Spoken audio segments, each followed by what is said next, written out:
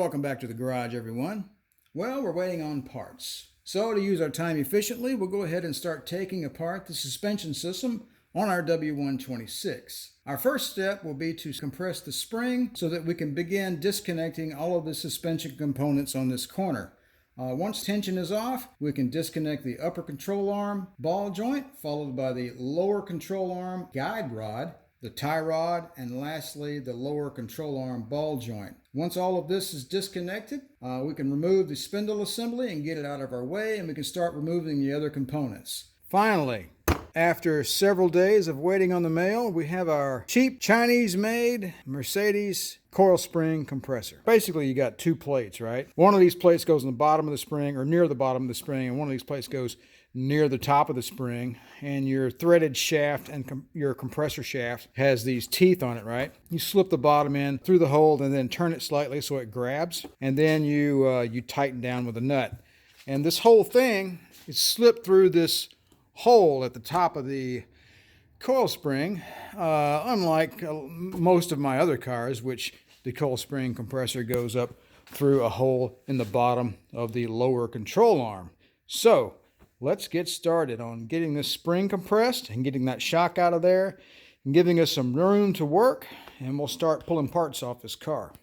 Okay, a little more information about this spring compressor. Figure 2A is for the lower spring windings. 2A would be like this. So it's saying that this one is for the lower spring windings.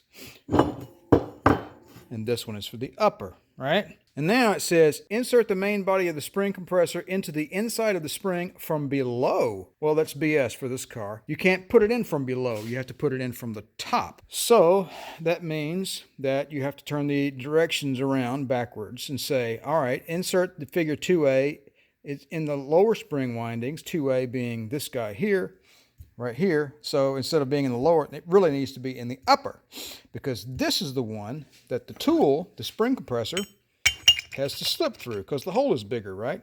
So this is the super crazy, if you look it up on Amazon, super crazy spring compressor. The instructions are fine. They're just backwards for this old Mercedes. So that's a point that I wanted to make. And for this old 300 SD, you have to use the larger plates, not the smaller ones. Okay, so we're going to get this spring compressor on the car. All right, we got to make some room, so we're going to start taking this shock out. Got the upper nuts off, and we've got two bolts holding the lower part of the shock on, and there they are right there. So we're going to get at those next. All right, in order to get the shock bolts off, you've got to lower the shock, move the shock outward so that you can get a socket on the inside bolt. You need a 12.10 millimeter socket. All right, you can see I have pulled the shock downward and tilted it outward, and you can easily get to that inside bolt now.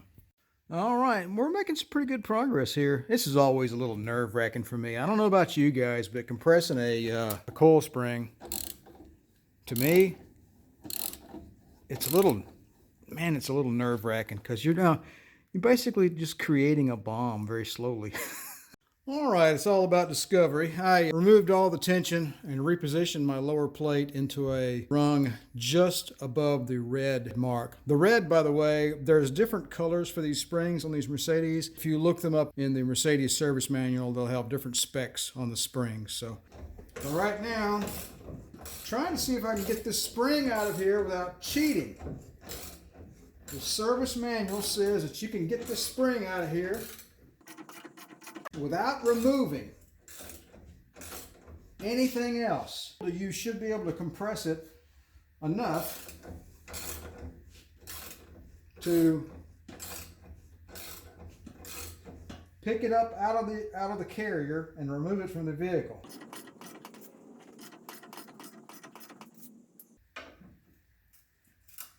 Well, it moves around. It moves. Ooh, I scared myself. It moves around. You know what I think we're going to have to do, folks? I think, since we're using cheap tools, I think what I'm going to do is knock this upper ball joint out and then let the whole steering knuckle assembly drop down a little bit. We'll be able to get that spring out of there then. So we're going to do that next.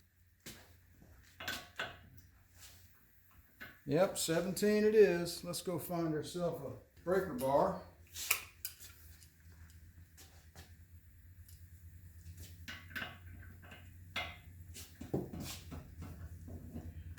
Oh, that wasn't too bad.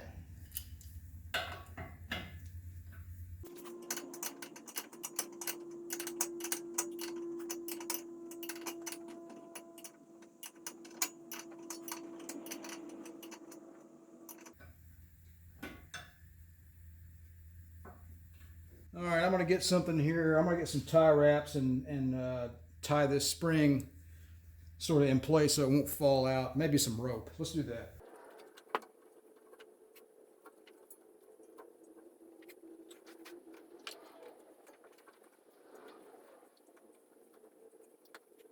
All right, I'm no Boy Scout, but that's good enough. All right, let's see if we can get this upper ball joint loose without any kind of special tools. All right, we're gonna go back with the old-fashioned method here.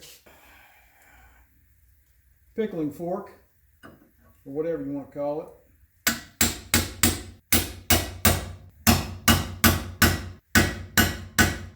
There we go. All right, I'm gonna put a couple extra turns on that spring and see if I can't get it out of there.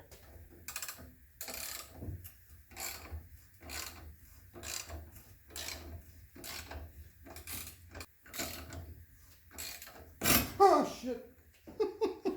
All right, that was a little spooky. Okay, so the spring turned and it turned on me, so that means it's loose enough to pull out. So I'm gonna try to lower the suspension down and try to get that spring out.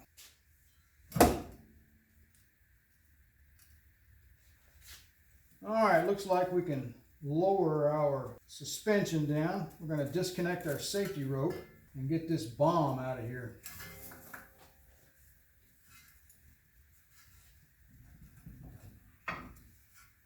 Carefully. Holy crap, that thing's heavy. There you go. One compressed W126 front coil spring. All right, we're going to leave the bomb over in the corner of the room where it can't do any harm so we can move on with the rest of this project. Okay, up next, I'm going to get this lower spring plate out of the way. That will facilitate us being able to get this bolt out of here. The bolt's got to come out in order to get this guide rod tube out. I guess those are about 10 millimeter. Nope. I guess those are about 11 millimeter. Nope. How about 12? Nope.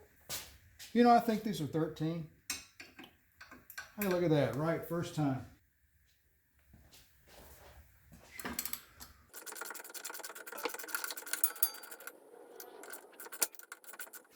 You can tell this stuff's never been taken apart before. There's the blue Loctite stuff that the factory used.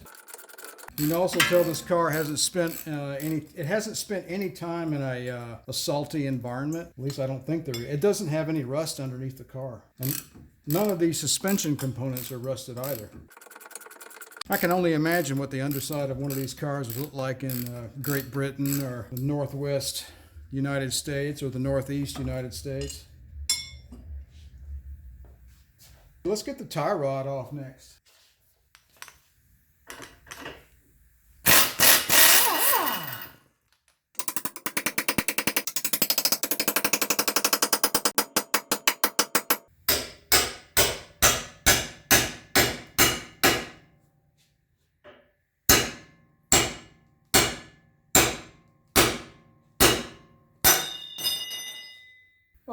Next up, we're going to loosen the lower control arm bushing bolt. All right, we're going to have to mark the lower control arm eccentric bolt washer in order to retain our alignment before we start taking this thing apart. Get our handy punch here and give ourselves some reference marks.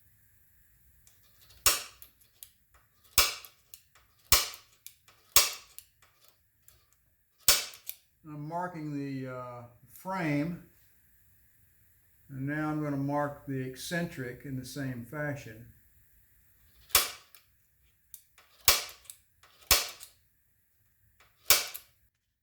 So that's what that looks like. You can see the two marks up there, and I'm going to do the same thing on the other side.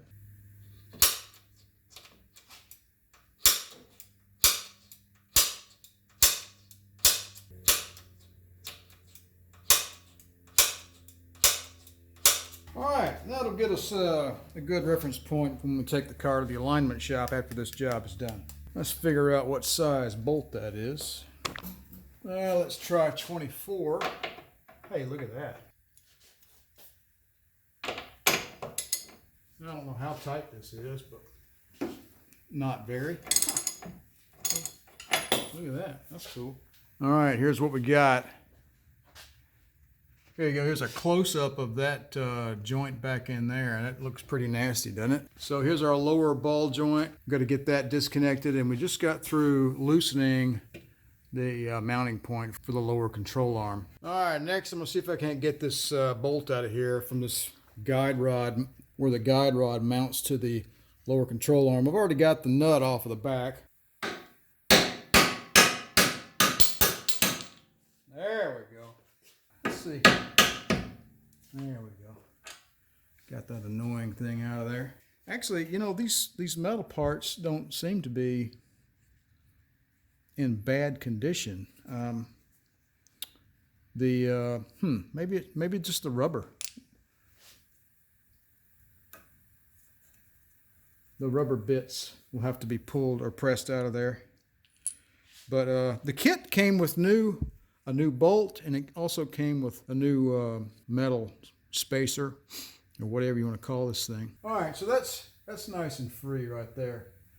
We're going to get the spindle, that's loose, which is great. We're going to get the spindle off, get all this weight off of here, and then that's the next step. So getting the spindle off, getting that lower ball joint off, and getting the spindle off is the next step. All right, everyone, I think that's the stopping point for me tonight. I need to go to the local tool place and pick up a ball joint separator. So that's all I can do tonight. So I'm going to leave this where it is, and I'll pick back up tomorrow. But for now, I'm going to make this a video. So I'd like to thank everyone for visiting my channel. Please like and subscribe. We'll talk to you later.